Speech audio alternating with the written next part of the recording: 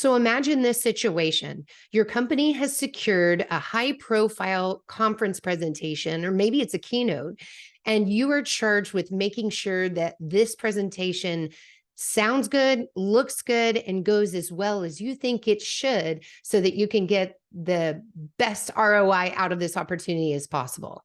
So how do you approach creating that presentation deck in such a way that it's going to resonate with the audience, get across all the right points, and those points may be highly technical if I know a lot of you guys listening, and what are some of the best practices of just presentations in general, and can AI help, or is that really a pipe dream invented by co-write Microsoft videos? Who knows? So I'm bringing on a presentation expert to talk about all these things and more. Hang on to your seats, pull out your PowerPoint, and let's do this. Welcome to Content Marketing Engineered, your source for building trust and generating demand with technical content. Here is your host, Wendy Covey. Hi, and welcome to Content Marketing Engineered. On each episode, I'll break down an industry trend, challenge, or best practice in reaching technical audiences. You'll meet colleagues, friends, and clients of mine who will stop by to share their stories. And I hope that you leave each episode feeling inspired and ready to take action. Before we jump in, I'd like to give a brief shout out to my agency, True Marketing. True is a full-service agency located in beautiful Austin, Texas, serving highly technical companies. For more information, visit truemarketing.com. And now, on with our podcast. Hey, everyone, and welcome to another episode of Content Marketing Engineered. I'm joined today by Richard Goring. He is a director at Bright Carbon. Welcome to the show, Richard. Thank you so much. Really appreciate it. Now, wait a minute, Richard. You told me you were coming here from Boston, but you don't sound very Bostonian in that accent. I've been here so long that it was before it was called New England. So I'm from Old England. Yes, absolutely. But been here for 10 years and love it. Good, good. Drinking your tea every day, I'm sure. Absolutely, yes. Great. Well, I think this is going to be such a fun discussion. I'm very personally interested in this because I myself give presentations often, and that's really the subject matter of today's discussion. So let's start off with just tell me a little bit about Bright Carbon and what the inspiration was behind this company even existing. Bright Carbon is a content creation company. We help people to develop visual storytelling content. So that's usually in the form of things like presentations and explainer videos and infographics and e-learning, that kind of thing where visuals are going to be really useful to help you to tell a story, often kind of technical, complicated content. And you want to do it in an elegant way that helps people to understand. So yeah, we have fun doing that and working with folks to communicate more effectively. In an elegant way. I like that. That's, I wouldn't say very intuitive for a lot of the engineers that are trying to create these very technical visuals to convey some, application or some story. So definitely want to get more deep into that. But first, a warm up. Okay, I bet you've seen some train wreck presentations in your job. So tell me about some of the big mistakes that people make when they're putting together, say, a PowerPoint presentation. So it becomes a bit of a meme, and some people may have heard about it. But if you want to, just look up the Gettysburg Address in PowerPoint. It's a really good demonstration of how not to do it. And obviously, you can imagine what's going on. But the three common mistakes I think that we probably see most of the time are, first of all, you're just dumping features on the slide. And so you're not really thinking about the audience. You're throwing up lots of content that doesn't have any relevance to people. At least they don't understand the relevance of it. And so that makes it really hard for people to engage. Secondly, you're using loads of text and bullet points on slides. And that's very difficult for people to engage with as well. People can't read and listen at the same time. So in a presentation environment, text-based stuff doesn't work. And then the third thing is, even if people progress to more visual content, which I'm sure we'll get onto in a second, they throw it up all at once. And so you end up with either lots of slides with text on, or charts on, or diagrams, or pictures, or whatever it is, but it's all coming up at once. And that's really overwhelming for an audience when, again, you're presenting and you're talking to them. And so the lack of build, the lack of maybe animations or transitions between slides, just simple pacing the flow of information is lacking. And I think that makes it really hard for presenters and for audiences to engage with the content. Yeah, that's great. And the bullet one in particular, I think people are guilty of the most. And it's so easy to fall into that trap because as a presenter, you think, I don't want to forget any of what I need to say. And I made this New Year's resolution a while back of no bullet points in slides ever, for a whole year. And it was difficult to break that habit and remember that I can talk to this. I know this material. I can use speaker notes. There are other ways to find this information. I often find as well, particularly in an engineering environment, engineers are excellent at following rules. And you open up PowerPoint and it says, click to add text. Oh, I'm going to do what it tells me. And you start typing away. And I think that initial template doesn't help you because you're just assuming that that's kind of what you want to do. Yeah. Consequently, if you take away PowerPoint and you give an engineer a piece of paper and say, tell me about this, they will draw a diagram. I firmly believe that people in engineering technical fields are very visual, but they also follow rules. And so you have this conflict. I never thought of it that way. Okay, so let's talk about that subject matter expert. So Richard, let's pretend you're sitting down with an engineer and preparing them for a technical conference. Well, they'll present some topic. And what are some key pieces of that planning process that help them get in the right frame of mind and stop, jumping into bullets? Or do they jump into bullets as part of the planning process? So the planning for me of any kind of presentation would be, first of all, who is your audience? Because that's going to be critical in terms of you deciding what level of content you want, what's going to be appropriate, what level of knowledge do they likely have, what do they need to know, what are going to be the things that resonate with them? And secondly, what is your objective for it? Because you can have really very different objectives for a presentation, for a conference, for a sales meeting, for an internal kind of update, for a pitch to management about doing a new program, lots of different objectives that you could have. And you need to link those two things together. Who's the audience? What are the objectives that you have so that you can tie them together and be successful to engage people and help them to achieve your objective with some kind of call to action, ideally at the end, so that it follows through. So almost regardless of what you're doing, I would think through those elements, because that then helps you to come up with the content. And then specifically your point on the bullet points, let's assume that you know your audience and your objectives and you've thought through what some of that content might be. You could open up PowerPoint and start planning there. You'll inevitably write some text, but if you give it a bit of time, that's okay. Maybe just put it into the speaker notes to start off with. I often like to use a mind mapping tool, though. So it's completely separate from PowerPoint because it helps you to get a sense of what the content will be, what the flow will be, how it all links together, so that then you get a good idea of what it is you want to say. And then you can open up PowerPoint and think, right, what is a good way to represent this? Mm-hmm. And if you can always think through your content through that lens of, well, who's the audience here and what are the objectives I want to go through, then the idea of creating more visual content on a slide works really well.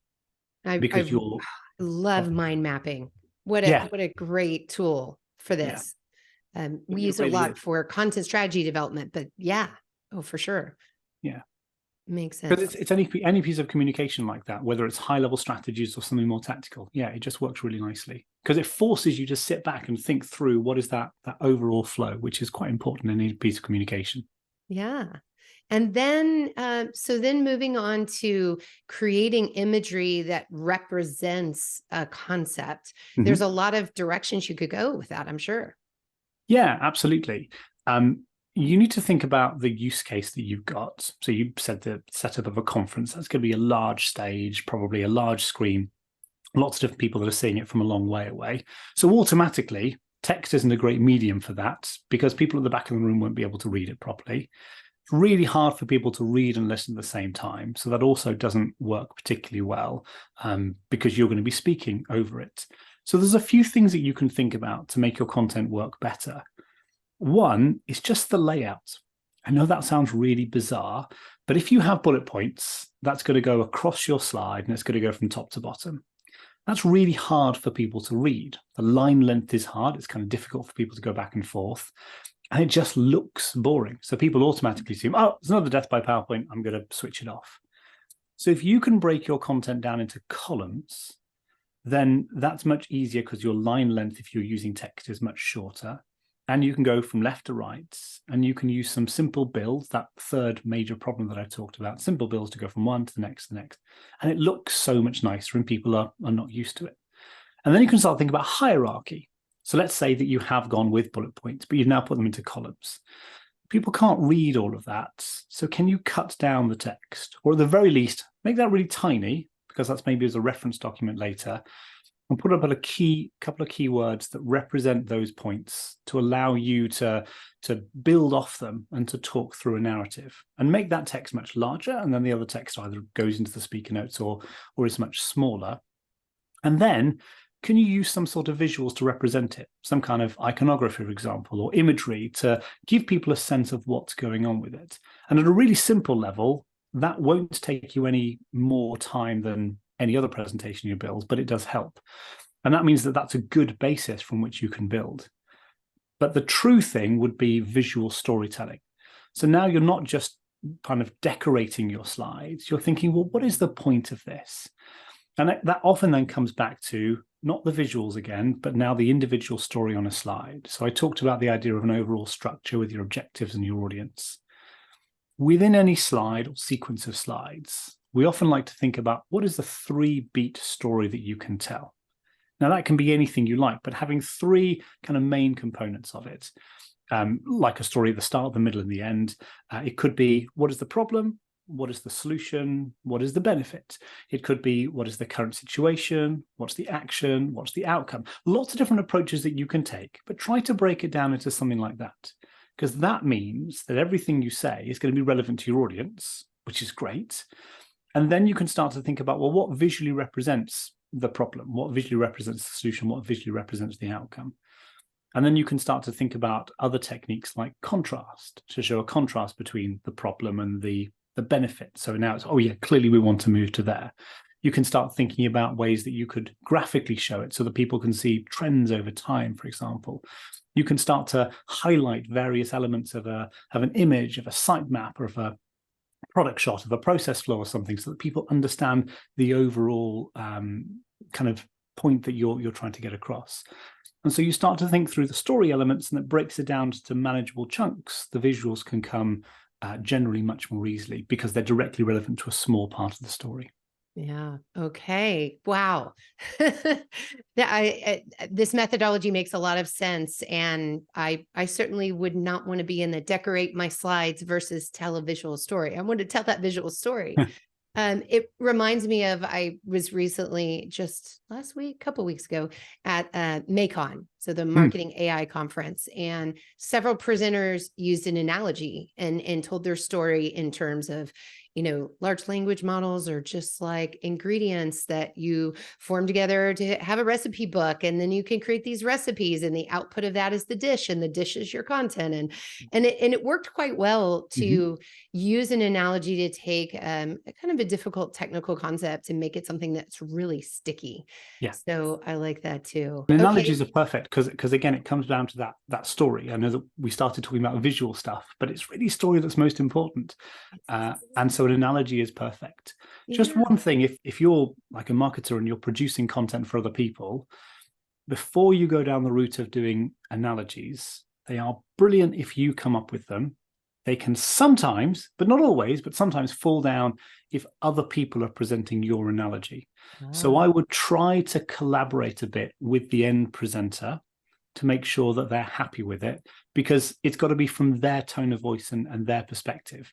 So, when you saw MACON there, those people will likely have come up with something or have been involved in the creation of the concept. And that's just a pitfall to avoid, because you can head it off really quickly by having a conversation.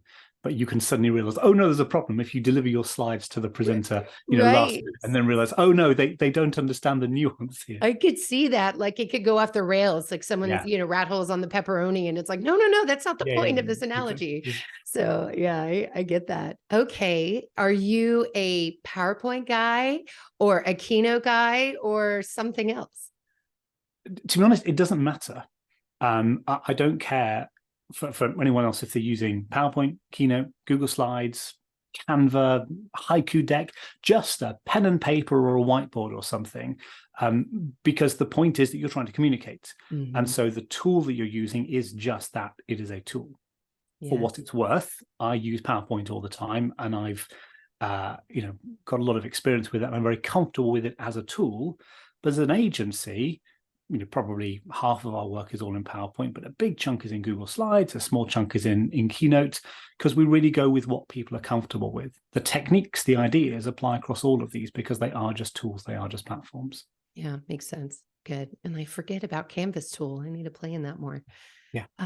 So drilling in on PowerPoint, since that is I would think, I don't know the numbers, but out of all the tools, probably the one that has the largest market share. Oh yeah. What are some PowerPoint hacks? Can you share any secret shortcuts that we may not know about? One quick secret shortcut is if you're creating content at a really basic level, the control key is super valuable. Because if you wanted to copy content, you would select an object, could copy it, Control C, paste it, Control V, and then it appears just the right and just below the object. You've got to move it to somewhere else, and it's irritating. But if you press and hold the Control key and drag an object, then you'll drag a copy of that object somewhere else. And I know that sounds really bizarre, but the number of times I show this to people live in a conference, they go, oh my goodness, wow, that's going to save me so much time. It's so much easier, so much more intuitive. Yeah. It's just well worth trying. Oh. So that's if you're creating content. More excitingly, though, there's a transition in PowerPoint called Morph. Have you come across that, Wendy? I have not. No, right. So Morph is something that Microsoft has hidden away. It's in the Transitions tab, and it allows you to really seamlessly move from one slide to another. So if you wanted to create something with dynamism, or have kind of quite complex animated type sequences going on, which we often find is useful when you're talking about very technical subjects and you want to convey it in, as I said, an elegant way, the Morph transition allows you to go from slide 1 to slide 2, and anything you change on slide 2 will just smoothly change. So you can move things across the slide. You can make it larger or smaller, change the color of it, and it will just smoothly go. And that's really valuable, I think, for visual storytelling purposes for an audience, because there's no jump in it. They can see an object on the first slide, and they can see how it transforms in some way through that slide transition. Yeah. So the Morph transition is well worth doing. Now, this is a podcast, so it's not exactly a visual medium, but if anyone wants to, you can go to the Bright Carbon website, so the company that I work for, brightcarbon.com, and just search Morph, and you'll find lots of blog posts there on examples and how to kind of videos showing you how to make this work and the different techniques that you can use. But it is really valuable. Great. And then one more, if I may. It's another quick keyboard shortcut, Please. Which is when you're presenting. Probably doesn't work in a conference, but it does work in smaller meetings. I think the single most powerful tool in PowerPoint is pressing the B key. Do you know what that does? I do not. When you are presenting and you press the B key, it turns the screen black. Essentially, it shuts the thing off.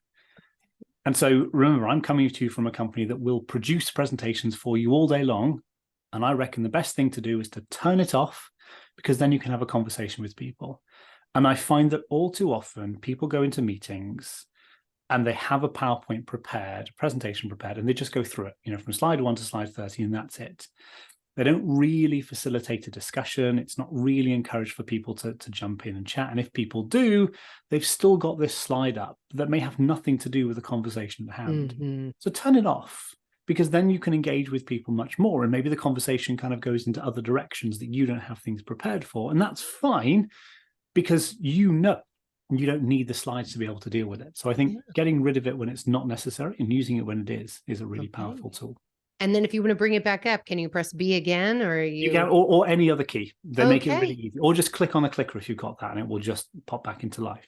But most clickers have a little blank screen button as well, which does the same thing. Okay. All right. So another tactical question. Let's say I just rebranded my company. We have new colors, updated logo. So of course, as part of that, I want a new PowerPoint template that everybody can use. What are some things that are out and in? What are the trends on that? Oh, the trends from a graphic design style are going to vary massively depending upon what you want to do.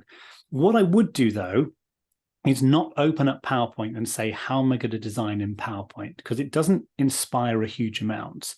But PowerPoint and Google Slides and Canva and all of these other ones are just blank canvases on which you can build. So I would go out and look for the things that you like. What are the things that inspire you anywhere, everywhere, in day-to-day life, in your business environments and stuff? What do you think looks really good? And then emulate that. Now, there are lots of tools out there on the web where you can generate color palettes, for example. So if you're thinking about a branding exercise and you think, well, what colors would I have? Not just my main brand color, but other ones that complement it. You can go to adobe.color.com and that will generate palettes for you based on one color. There's a wonderful website called coolors.com, which will also do the same thing. And so you don't need to think from a graphic design perspective what to do. It will generate it all for you. And you think about your look and feel and style. Do you want something sleek and corporate? Do you want something bold and vibrant? Do you want something hand-sketched or illustrated or icon-based?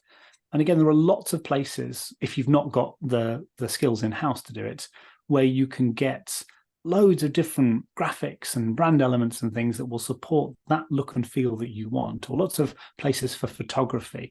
Websites like Unsplash, Pexels, Pixabay are fabulous for getting lots of completely free, beautiful, high-quality imagery that you can use, or the Noun Project or Material.io for your iconography and stuff. So don't worry about all of that kind of stuff, the creation of it, because it's all there. But just think, what do you like? What kind of inspires you? And then reflect that in your PowerPoint decks. Great. Okay. Wonderful advice. All right. Last question. And this might be a bit of a doozy. But what do you think? Will there be a future where I can take, I don't know, my outline, my raw notes, and throw them over the wall into an AI tool, and it's just going to spit out this beautiful, ready to go or almost ready to go presentation on my behalf? Is that a dream or is that a reality? Yes. No. All of the above. Crystal ball time. So you've seen Copilot, Wendy, is that right? I have. Right. So Copilot is Microsoft taking the underpinnings of ChatGPT, so large language model stuff and AI, and building that into the entire Office platform. And you can go and you can have a look at some of the slick marketing videos that Microsoft produced just a couple of months ago, so earlier this year, to say, yeah, I want to write a presentation on X or a document or an Excel sheet on X. And that's the prompt that you need. And it will then come up with all of the content and all the visuals and all the graphics and all the branding and stuff for you. The examples they use are things like going on holidays and stuff like that, which I think it will be brilliant for. If you are doing casual stuff that's relatively easy for it to find, on its crawls of the web, I think it's going to be perfect for that. I think it might be really good for general high-level stuff. But when it comes to the specifics of what you're doing, why you're doing it best, how you're better than anybody else, some of the niche things that your customers might be interested in, or the engineers kind of really need to get to, it's clearly going to fall down because it doesn't have that as the grounding for it. And so I think, as with all AI, it's a partnership. You use it to help you save time and to do a chunk of the work, but it's not going to take over. And the same is true for the graphics in a PowerPoint presentation. If you want it to look nice and you don't care other than just make it look nice, it'll do that for you. That'll be fine. But it won't be in your style or your brand. And even if you specify the colors, they might be able to do that. There are probably things that it will get wrong. So it depends how far you want to take it or what your expectations are. So I think that there is a range. For some things, it'll do really well and it'll take you seconds. For other things, it'll be a help and a guide. And that's why I think they call it Copilot. It is not designed to take over. It is designed to be a support to you, the content expert, the subject matter expert, the marketer, whatever your role is, and it will then help you to do some of the manual, tedious stuff that you don't want. Got it. So sorry, marketers, you can't sit on the beach and have Copilot create that presentation deck all no, for you can still sit on the beach and do it, but just you've got to do a bit of work. Fair enough. Fair enough. Just to make sure to have a cover on that laptop so it doesn't get too much sand in it. Well, good. Well, what parting advice do you have for marketers that are looking to create compelling presentations in partnership with a subject matter expert? think about your audience. It's the most important thing for any presentation. If you're working with subject matter experts, as you know, they will say, here's all the stuff. This is everything they want to get across. And you have to think, great, what does this mean for the audience that we have? Or how does this help us fulfill the objective? So audience and objectives are really important. And a really fun game, or not, to play with your subject matter experts is for everything they give you, just ask, so what? Not necessarily in a challenging way, just have them explain it. Yeah. Like, why does this matter to the audience? Help me to understand so that I can then produce content for you that's going to be useful. Not just in presentations, by the way, for any kind of content that you're producing. Because in that little exercise, in that little exchange, you can usually determine whether something is useful or not, where to go, and what to add into it that they may not have given you because it's in their mind, but it doesn't come through in the content that they've produced. So audience and objective. Got it. All right. And then don't waste a huge amount of time building your slides either, because like there are tools out there for you to help you out. Tools and services. So, yes, of course. If you'd like any help, brightcarbon.com for all your presentation related needs. I mean, of course, because if I'm a marketer of one, marketing team of one, I could see where it would be really compelling to hand this part over to the experts. So where can people learn more about Bright Carbon, connect with you, and what resources might you point people to that you haven't mentioned yet? Yeah, so thank you. Brightcarbon.com is the website to go to if you want stuff. And of course, we can do professional things. But I suspect for most people, it'll be, I want to be able to do this myself. There's a level of pride in that as well. And the wonderful thing about the presentation community, it's relatively small, but it's quite geeky. You might be able to tell from the conversation we've just been having. But that means there are loads of people out there that are really willing and enthusiastic to help you. So for example, there's a great group called the Presentation Guild. We have nothing to do with it. It's just a lot of people that we know that are also doing presentations. And it's for anyone that does presentations. So presentationguild.org. And you'll find loads of really good advice and suggestions and people there to engage with. On the Bright Carbon website ourselves, pretty much every Thursday, we run completely free webinar masterclasses on how to do things, how to construct persuasive stories, how to develop visuals, how to do things in PowerPoint or techniques to be able to present, or other bits as well. So check that out because there's loads of great resources there. And finally, we have an add-in for PowerPoint. So it's a little toolbar that will just boost your productivity no end if you are creating this kind of content yourself. It's called Bright Slide. So you can get it from brightcarbon.com/brightslide. And we developed it for ourselves. So make content creation quicker and easier and more intuitive in PowerPoint. And we thought, actually, this is really good. Let's share it with the community. Because again, the presentation community is a great place to be. So I would encourage you to maybe check that out, especially if you're a power user of PowerPoint. It's going to save you a lot of time. But have fun, like go out and be inspired by the real world. Don't be limited to what PowerPoint or Google Slides gives you in that little box there. And try and incorporate all the stuff you know from good practice, best practice for marketing into the slides as well, as opposed to saying, I've got to click to add text and follow those rules. Excellent. Well, thank you so much for being here today, sharing your expertise. This is so interesting. I appreciate it. Thank you so much for having me, Wendy. Thanks for joining me today on Content Marketing Engineered. For show notes, including links to resources, visit truemarketing.com/podcast. While there, you can subscribe to our blog and our newsletter and order a copy of my book, Content Marketing Engineered. Also, I would love your reviews on this podcast. So please, when you get a chance, subscribe and leave me your review on your favorite podcast subscription platform. Thanks and have a great day.